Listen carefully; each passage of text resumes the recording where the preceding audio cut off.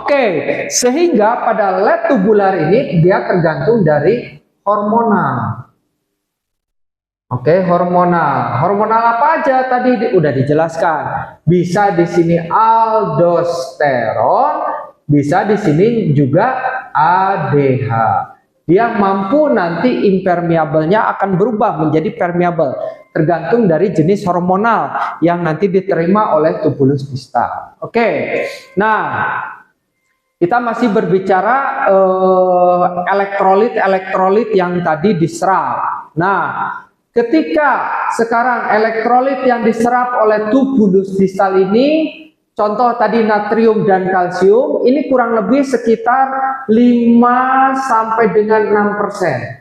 Ya, ini dari tubulus distal diabsorpsi kembali. Kalau dari tadi jumlahnya 10%, ini sekitar 5 sampai 6% diabsorpsi kembali masuk nanti ke dalam pembuluh darah seperti itu. Nah, terus selanjutnya ketika berbicara proses absorpsi, contoh misalkan di kita nih, di HD ya, di HD itu pasien-pasien kita ini sering terjadi hipokalsemia. Akibat apa? Akibat dari kalsium yang banyak kebuang selama proses dialisis. Nah, atau contoh lah, misalkan memang terjadi penurunan kadar kalsium ya di dalam tubuh kita. Nanti di sini kalsium yang turun, ya kadar kalsium yang turun ini nanti akan memicu keluarnya yang namanya sebuah hormon. Oke.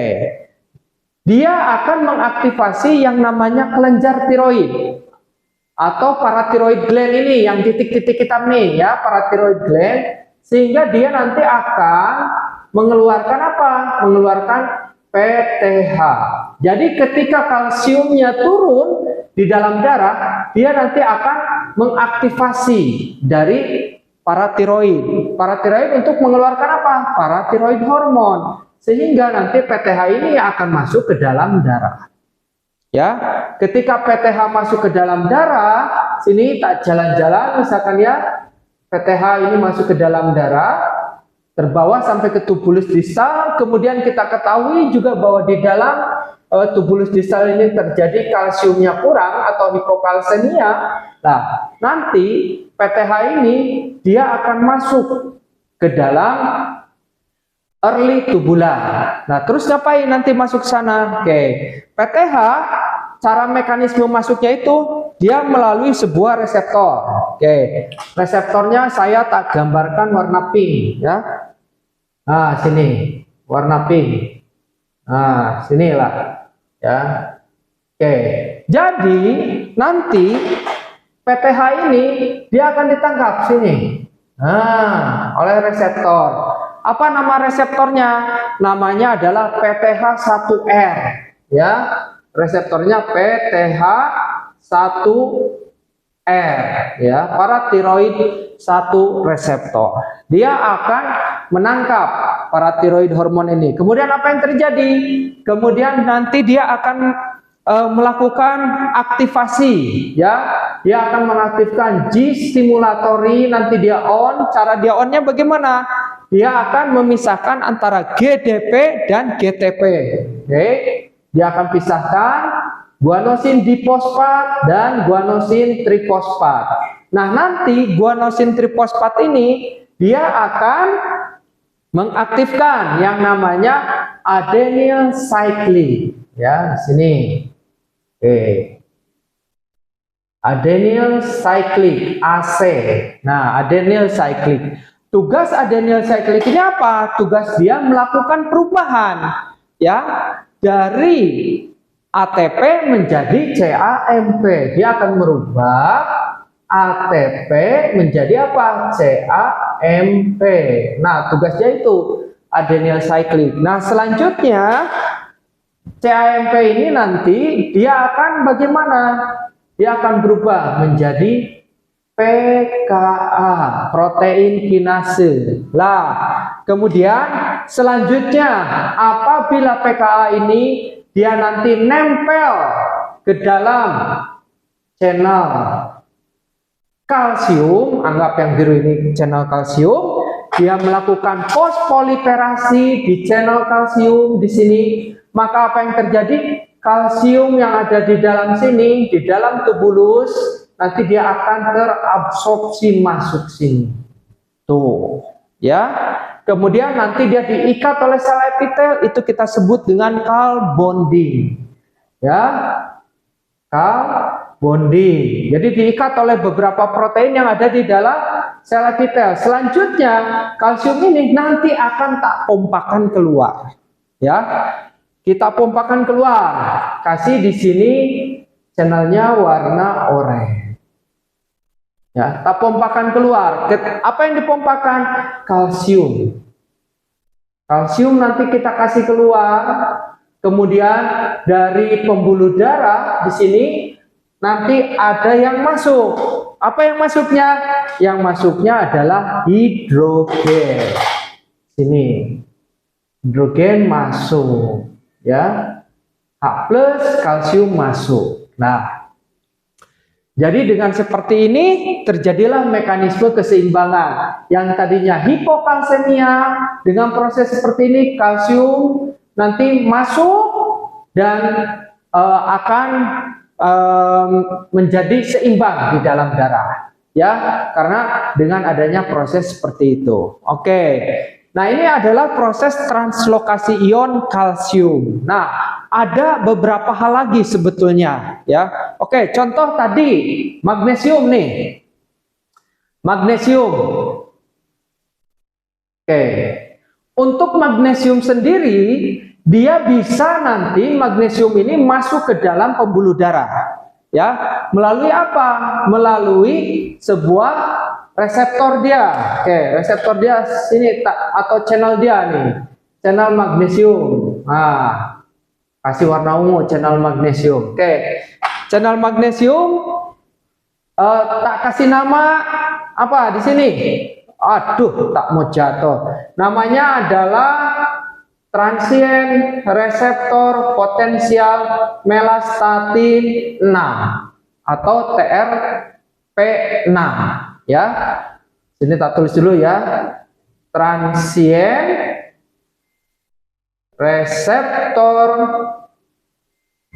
potensial melastatin 6. Nah, tugas dia adalah nanti akan memompakan magnesium yang ada di dalam tubulus distal ini masuk ke dalam darah, ya. Jadi kapan dia teraktivasi? Pada saat adanya yang dikatakan dengan epidermal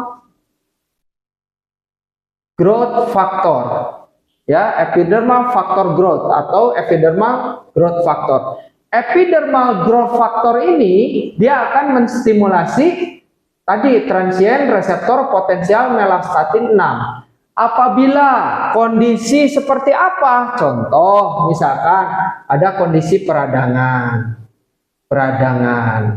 Ada kondisi misalkan untuk perbaikan. Ya, perbaikan apa? Perbaikan sel. Oke. Selanjutnya apa? Selanjutnya contoh misalkan polimerasi sel di sel epitel. Ini membutuhkan magnesium.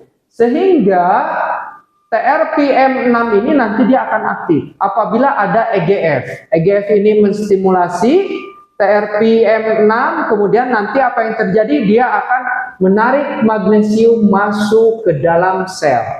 Ya, nanti di sini kadar magnesium akan meningkat. Oke. Di satu sisi, apabila ternyata tubuh kita memerlukan magnesium, maka nanti magnesium ini dia akan dioper masuk ke dalam pembuluh darah melalui channel magnesium sendiri, ya. Oke. Yang berada di dalam basolateral. Sama channelnya itu TRPM6. Oke. Tak kasih warna pinky. Pinky mirip-mirip ini. Tak kasih warna coklat lah, ya. Nah, channelnya sama di sini. Oke. Di sini TRPM6, ya. Nah, TRPM6 nanti akan membawa magnesium sini.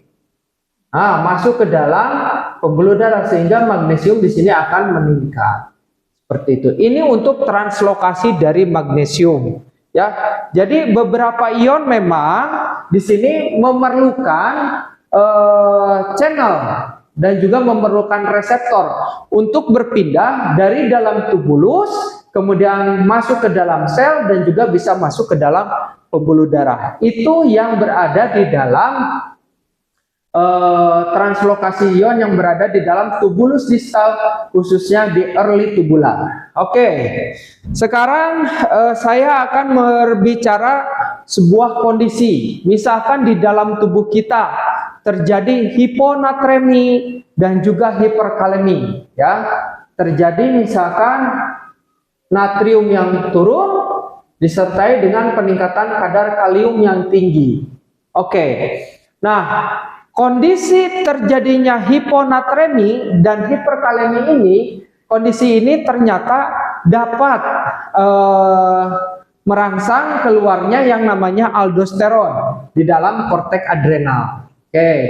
Jadi apabila di sini terjadi, ya, natrium yang turun di dalam darah dan juga kalium yang tinggi di dalam darah, maka dia akan menstimulasi yang namanya korteks adrenal. Oke, kita kenalan dulu. Korteks adrenal ini terdiri dari 3 lapisan. Oke, lapisan paling luar yang warna oranye ini kita sebut dia dengan zona glomerulosa. Oke, kemudian yang warna putih ini dia kita kenal dengan zona fasciculata. Kemudian yang ketiga, yang titik-titik ini adalah zona reticulata. Nah, sebetulnya masing-masing zona ini nanti memainkan peran yang berbeda-beda. Nah, untuk aldosteron itu dikeluarkan oleh zona glomerulosa, sehingga nanti dia akan mensekresikan yang namanya aldosteron. Oke. Sementara kalau untuk zona fasciculata nanti dia akan mengeluarkan kortisol, dan juga untuk reticulata dia akan mengeluarkan zat yang mampu membuat vasokonstriksi terhadap pembuluh darah. Seperti itu, atau mampu mengeluarkan hormonal yang mampu vasokonstriksi pembuluh darah. Contoh misalkan epinefrin bisa dikeluarkan di zona reticulata. Oke, balik lagi. Jika di dalam suatu kondisi terjadi hiponatremi, oke, dan juga hiperkalemi, maka kondisi ini dia akan menstimulasi zona glomerulosa untuk mengeluarkan yang namanya aldosteron. Oke, mengeluarkan aldosteron. Nah, aldosteron ini nanti dia dibawa masuk ke dalam darah. Oke, dibawa masuk ke dalam darah, dia tak jalan-jalan masuk ke sini, ya. Nanti aldosteron ini masuk ke mana? Masuk ke dalam led tubular, ya. Si aldosteron ini tak jalan-jalan, dia masuk ke sini ke dalam led tubular. Nah, di led tubular apa yang terjadi? Nanti aldosteron akan berdifusi masuk ke dalam sel epitel. Kemudian nanti dia akan bertemu ke dalam sel. Oke, ke dalam nukleus. Maka nanti aldosteron berdifusi masuk ke dalam nukleus. Oke. Disinilah prosesnya yang sangat luar biasa. Ketika aldosteron masuk ke dalam nukleus, kemudian dia menyampaikan pesan ke dalam tubuh kita. Tok tok tok. Assalamualaikum. Nukleus, saya menyampaikan pesan bahwa kondisi di dalam pembuluh darah ini sekarang terjadi hiponatremi dan hiperkalemi. Kemudian nukleus dia sebagai tuan rumah nanti dia bilang, oh ya, oke, saya ngerti pesannya seperti itu. Oke, kemudian nanti dia akan mengirimkan sebuah pesan, ya, ke dalam channel. Nah, nanti dia mengirimkan pesan ke dalam sebuah channel. Channelnya apa? Channelnya adalah channel dari natrium. Sini, channel tunggal natrium. Nanti dikirim pesanlah dari sini, nukleus masuk. Dia akan menstimulasi ke dalam channel natrium. Untuk bagaimana? Dia untuk membuka. Sehingga natrium nanti yang ada di dalam tubulus ini dia akan masuk. Nah, pesan ini kita kenal dengan mNRA. Oke, mNRA ini apa? Tak tulis dulu di sini. mNRA. mNRA ini adalah messenger nuclear riboacid, ya. Messenger nuclear riboacid. Artinya pesan yang disampaikan oleh nukleus pada channel natrium dia untuk membuka supaya natrium yang ada di dalam tubulus distal di sini dia bisa masuk sini semuanya. Natrium ini masuk. Sehingga apa yang terjadi? Terjadi peningkatan kadar konsentrasi natrium di sini meningkat. Nah, oke. Selanjutnya, natrium yang meningkat di dalam sel ini nanti akan dipompakan masuk ke dalam pembuluh darah melalui apa? Natrium, potasium, ATPase. Ya, jadi natrium yang di sini dia nanti akan dipompakan. Oke, terjadi peningkatan kadar natrium, dia nanti natrium sini akan dipompakan oleh pompa natrium, kalium, ATPase. Oke, natrium dipompakan, berapa yang dipompakan? 3 natrium dipompa masuk ke dalam darah. Kemudian nanti di sini kalium yang tinggi di sini, kadar kalium yang tinggi di sini, dia akan dipompa masuk ke dalam sel. Sehingga di sini kalium nanti akan naik, ya. Kalium dari dalam darah dipompakan masuk ke dalam sel dan kondisi natrium yang ada di dalam sel akan dipompakan keluar menuju darah. Nah, oke, jangan bingung. Kondisi natrium di sini naik, sementara natrium yang berada di dalam pembuluh darah tadi disebutkan turun. Tapi kenapa menggunakan ATPase? Setinggi-tingginya natrium yang ada di dalam sel tidak melebihi natrium yang ada di dalam pembuluh darah. Sehingga dia menggunakan channel yang namanya natrium kalium ATPase atau sodium potasium ATPase. Ya, jadi di sini menggunakan NaKATPase. Untuk apa? Untuk memompakan. Dengan seperti ini, lihat, yang tadinya terjadi natrium kurang atau hiponatremi, kemudian kalium yang tinggi, hiperkalemi, dengan kondisi seperti ini, maka terciptalah keseimbangan, di mana akhirnya kadar natriumnya menjadi naik dan kadar kaliumnya akan turun. Seperti itu dengan mekanisme tadi Lortek adrenal mengeluarkan aldosteron. Nah, di satu sisi, oke, sekarang kalium yang meningkat di sini dia nanti harus dikeluarkan masuk ke dalam tubulus. Oke, ini masih belum selesai. Kita kasih channel warna coklat lah ini ya. Oke, sini.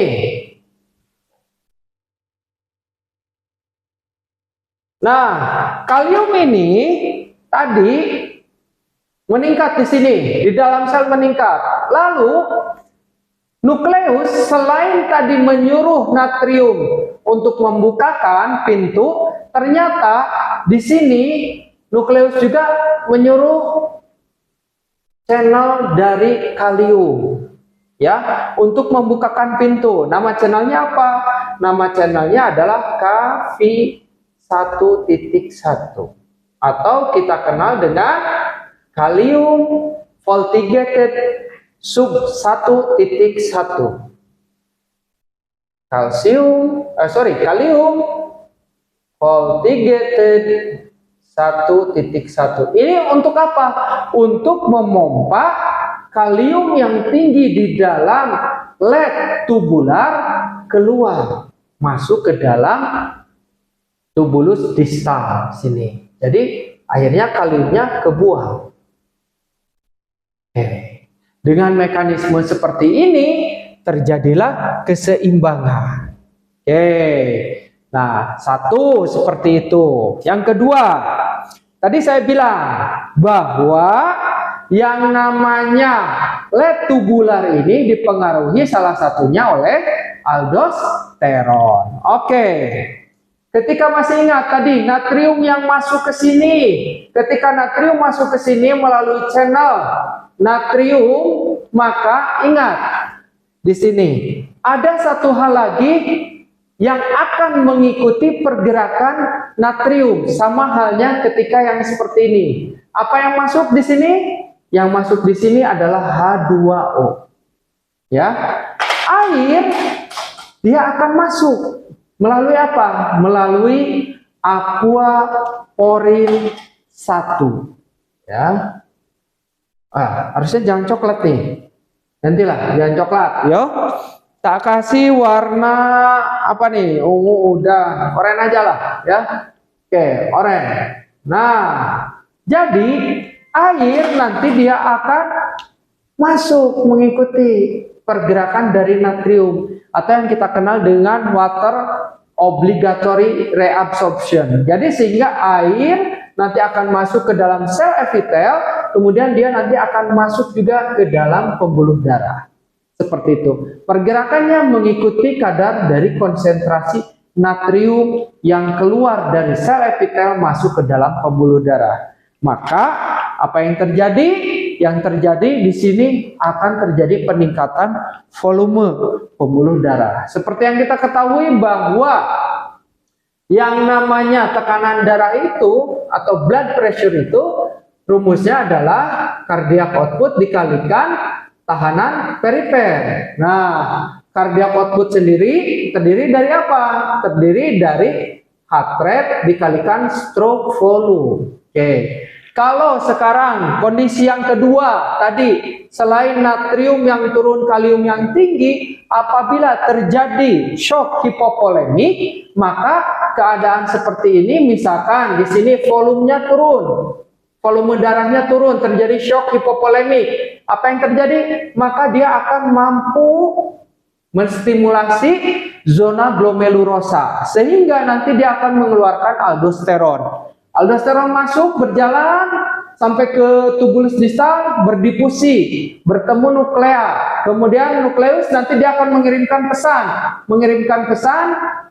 Prosesnya terjadi seperti ini. Terjadi perpindahan natrium. Natrium berpindah masuk ke dalam pembuluh darah. Pergerakan ini diikuti oleh H2O. Sehingga sekali dayung akhirnya natrium terkoreksi, kalium terkoreksi. Kemudian tadi pengisian stroke volume dapat meningkat dan akhirnya tekanan darah akan meningkat. Oke, ini yang berkaitan dengan zona glomerulosa, khususnya aldosteron. Nah, saya punya satu lagi, ya. Apa ini? Satu lagi di sini adalah ADH, ya. Oke, ini nanti saya berkaitan dengan ini. Saya akan berbicara nanti ADH tadi di sini. Oke. Nah, sebelumnya kita kenalan dulu. Oke, untuk memunculkan ADH ini, dia harus ada stimulasi di dalam darah. Oke, stimulasi di dalam darah yang masuk ke dalam kelenjar pituitari. Ya, sini. Ini saya punya kelenjar pituitari dan ini ada hipotalamus. Ya, tak tulis. Hipotalamus. Ini yang bergayot-gayot ini namanya pituitary gland. Pituitary gland. Ya, atau kelenjar pituitari. Ada yang bagian anterior, ada yang bagian posterior. Oke. Nah, pituitari ini atau kelenjar pituitari ini dia akan mengeluarkan ADH apabila dipengaruhi oleh dua hal. Satu, ya, pertama dipengaruhi oleh kadar osmolarity. Kadar osmolarity. Oke, osmolarity darah. Jika solut di dalam darah tinggi, khususnya di sini adalah natrium, ya, natriumnya tinggi, maka dia akan memicu keluarnya yang namanya ADH. Dari mana diproduksi ADH? Tadi dari gland pituitary. Oke. Yang kedua apa? Yang kedua adalah tadi salah satunya kita sudah singgung, terjadi natrium yang rendah. Ya, terjadi natrium yang rendah disertai dengan turunnya kadar blood pressure. Natrium yang rendah disertai turunnya tekanan darah. Maka mekanisme ini nanti dapat menstimulasi yang namanya gland pituitary untuk mengeluarkan ADH. Jadi kedua hal tersebut nanti dapat merangsang munculnya ADH. Oke. Di hipotalamus di sini saya punya beberapa buah, ya, bukan sebuah, beberapa buah nukleus. Ya, kita kenal dia dengan SON. SON itu singkatan dari supraoptic nucleus, ya, SON. SON itu supraoptic nucleus. Oke. Apabila SON ini, nih, anggap ini SON ya. Supraoptic nucleus ini tadi teraktivasi oleh ini, maka SON ini akan menjadi aktif. Oke, jadi aktif. Oke, kalau dia teraktivasi oleh kadar osmolarity yang tinggi, natrium yang turun disertai dengan blood pressure yang turun, maka SON ini akan teraktivasi. Aktivasinya bagaimana? Nanti dia akan mengirimkan impuls ke sini, ke bagian posterior dari gland pituitary, ya, sehingga nanti di sini ADH akan diproduksi masuk ke dalam darah. Itu. Jadi apabila dua hal tadi teraktivasi, maka SON akan menangkap sinyal tersebut, kemudian dia akan mengeluarkan ADH di bagian posterior dari gland pituitary, sehingga nanti di sini ADH akan masuk ke dalam darah, disekresikan. ADH itu apa? Antidiuretik hormon. Antidiuretik hormon masuk, berjalan-jalan dia. Contoh, set masuk ke sini, blast dia. ADH bertemulah nanti tubulus distal. Bagian mana? Ingat tadi, led tubular, dia akan masuk ke sini. Bagian akhir dari tubulus distal. Oke, ketika nanti dia masuk ke dalam tubulus distal, sini, stop, ganti warna ungu yo, masuk ke sini, bertemu dengan nukleus. Oke, nukleus nanti dia tahu, oh ini ada ADH, sehingga apa yang terjadi? Dia akan mengeluarkan messaging nuklear riboasid. Untuk apa? Untuk memerintahkan yang namanya aquaporin. Ya, di sini channel aquaporin. Oke, apa namanya? Aquaporin 2. Oke. Aquaporin 2 atau yang kita kenal dengan V2 reseptor. Nah, V2 reseptor apabila dia terstimulasi, mNRA-nya dia mengirimkan pesan ke sini, apa yang terjadi? Sehingga H2O nanti dia akan banyak direabsorpsi masuk ke sini. Di sini H2O banyak di dalam sel. Di sel epitel, kemudian di sel epitel nanti dia akan diteruskan masuk ke dalam darah. Oke. Masuknya H2O ke dalam darah, nanti secara tidak langsung dia akan mengkoreksi kadar osmolarity yang tinggi. Masuknya H2O air ke dalam darah, maka secara tidak langsung nanti dia akan meningkatkan dari stroke volume. Stroke volume meningkat, apa yang terjadi? Maka akan meningkatkan cardiac output. Kalau cardiac output meningkat, maka blood pressure akan meningkat. Ini adalah mekanisme translokasi ion yang berada di dalam tubulus distal. Oke, kita tadi udah belajar translokasi ion di dalam tubulus distal. Nah, karena ini episode yang betul-betul menegangkan, kita mulai belajar dari sini rangkuman-rangkuman sampai ke dalam tubulus distal. Jadi aku harap kalian bisa mulai mengerti, ya. Jadi kalau yang belum mengerti gimana? Ya simak video-video yang kemarin sehingga akhirnya menjadi lebih paham. Kalau lebih paham tentunya nanti kalian jadi makin pintar seperti itu.